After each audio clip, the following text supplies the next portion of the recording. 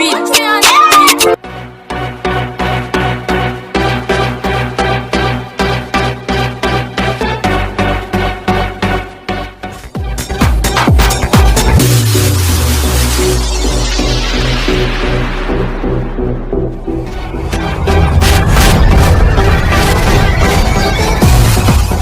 qui fait maladie sick, m'a dit nous, évitez nèg poto prestade.